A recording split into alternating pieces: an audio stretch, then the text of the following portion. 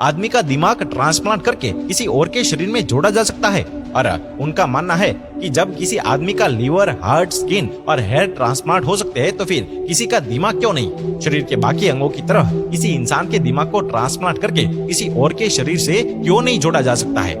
इसी बात को सोचते हुए साल 1900 के दौरान एक ब्रिटिश वैज्ञानिक ने एक अलग नस्ल के कुत्ते की खोपड़ी को उसके शरीर से अलग करके दूसरे नस्ल के कुत्ते के साथ जोड़ दिया। वैज्ञानिकों को इस बात का पूरा भरोसा था कि जैसे ही सर्जरी पूरी होगी कुत्ता होश में आ जाएगा, लेकिन अफसोस कि ऑपरेशन के लगभग एक सप्ताह के बाद ही कुत्ता होश में आया ही नहीं और पता चला कि उस कुत्ते की मौत हो चुकी है। इसके बाद लगभग साल 1960 के दौरान एक बंदर के साथ ऐसा किया गया। इस बार वैज्ञानिकों को थोड़ी सफलता मिली और हुआ ये कि खोपड़ी को अलग करके किसी दूसरे बंदर के शरीर के साथ जोड़ने के बाद बंदर होश में भी आ गया।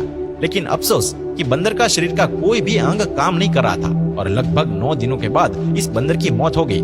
जिसके बाद लगातार इस विषय पर दुनिया भर के वैज्ञानिक शोध करते रहे कि आखिर किस तरह करके किसी इंसान की खोपड़ी ट्रांसप्लांट की जा सकती है। अब हम आपको जो कहेंगे उसे सुनने के बाद आप कहेंगे कि क्या ऐसे भी एक्सपेरिमेंट वैज्ञानिकों ने किए हैं। लगभग 80 साल का वक्त निकल चुका था, जिसके बाद साल 1982 में न्यूयॉर्क सिटी के माउंट सिनाई मेडिकल कॉलेज में एक डॉक्टर ने चूहों के ब्रेन को ट्रांसप्लांट करने की कोशिश की। डॉक्टर ने कई घंटे लगातार मेहनत करने के बाद उस ऑपरेशन को सक्सेसफुली कर दिया और हैरानी की बात तो यह है कि चूहा बिल्कुल सही सलामत था और उसका पूरा अंग एकदम ठीक तरीके से काम कर रहा था। जिसके बाद 6 जून 1998 में मेडिकल सेंटर सर्जन की टीम ने वर्ल्ड का सबसे पहला ट्रांसप्लांट किया, जिसमें उन्होंने दिमाग की एक सेल को ट्रांसप्लांट किया था। यानी डॉक्टर ज्यादा बड़ा रिस्क नहीं लेना चाहते थे, इसलिए पूरे दिमाग को ट्रांसप्लांट करने की बजाय दिमाग के छोटे से हिस्से को ट्रांसप्लांट किया।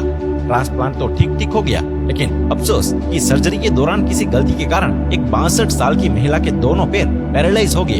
ये घटना साल 2013 की है और एक न्यूरो सर्जन के प्रोफेसर से कई लोगों ने ये बात पूछी थी कि जिस तरह से एक शरीर से लीवर निकालकर ट्रांसप्लांट किया जाता है, क्या उसी तरह एक खोपड़ी को निकालकर दूसरी खोपड़ी में नहीं डाल सकते हैं क्या।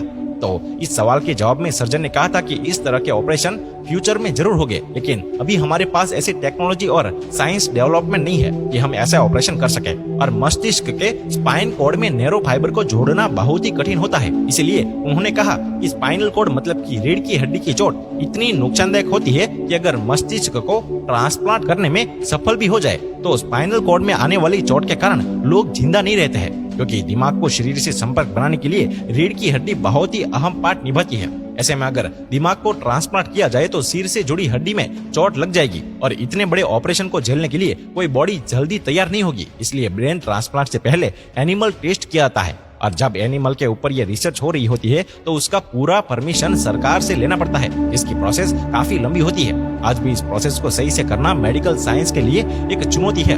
इतना ही नहीं, किसी भी ब्रेन ट्रांसप्लांट कराने के लिए बहुत ही ज्यादा रुपयों की आवश्यकता होती है, लगभग $13 मिलियन। अगर भारतीय रुपए में बात करें तो लगभग 9,620 लाख रुपए। इसमें लगभग 150 ऑपरेशन होते हैं। इन सभी ऑपरेशन में लगभग 36 घंटे का समय लगता है। इसमें सबसे इम्पोर्टेंट काम ब्रेन को फ्रीज करना होता है, जिसमें दिमाग की पूरी सिस्टम को रोक दिया जाता है और फिर दिमाग को मरने से बचा लिया जाता है। गर्दन और नसों को जोड़ने वाली ट्यूब को गर्दन में फीड कर दिया जाता है और फिर इन स्पाइनल कॉर्ड को काटा जाता है।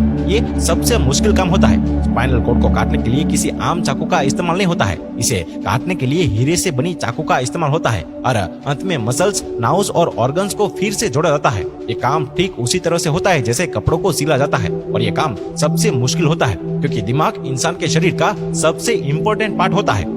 ब्रेन ट्रांसप्लांट करना आज भी साइंस के लिए एक चुनौती बना हुआ है, क्योंकि इस वक्त पूरी दुनिया में अब तक ऐसा एक भी केस नहीं हुआ है जब किसी एक इंसान की खोपड़ी को उसके शरीर से अलग करके किसी दूसरे शरीर के साथ फिट किया गया हो।